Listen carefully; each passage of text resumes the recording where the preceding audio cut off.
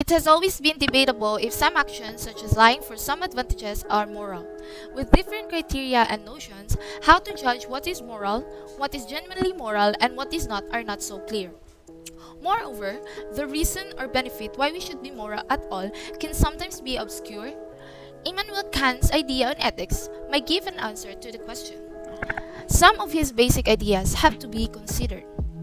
Kant worked on his theory of ethics by first distinguishing things that are good as merely a means and things that are intrinsically good or good in themselves. He conceived goodwill as the only thing that is good in itself, since its value is unconditional and does not depend on what results it will give. Other good deeds such as courage, intelligence, or judgment, on the other hand, are desirable in many respects, but they can be extremely bad when used by the will that is not good. The reason is viewed by Kant to have a true function of producing a will that is good, not as a means to some further end, but in itself.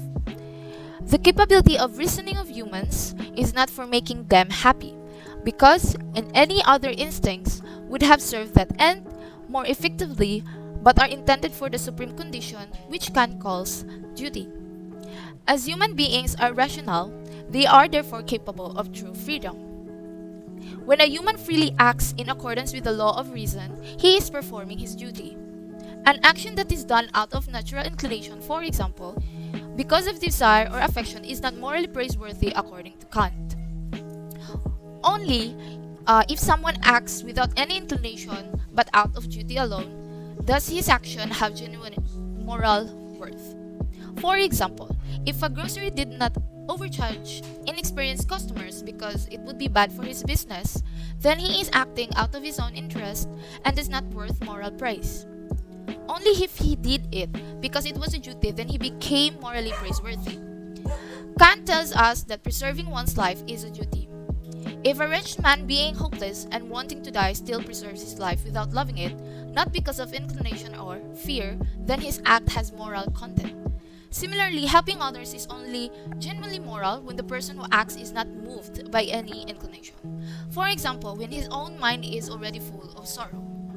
To assure one's own happiness is also a duty according to Kant, not because we want to be happy, because it is necessary for us to do other duties. Almost always, all men have already a strong inclination towards happiness. It then only has moral worth if one only has a will for good health as a duty, as a law of furthering his happiness in order to do other duties and not from other inclinations. There are many reasons for people to act morally. Even though human beings are generally not perfect, acting moral creates a comfortable environment for every individual to live in and be happy. Among other reasons, morality is a command from God and should be taken seriously, especially by those who fear God.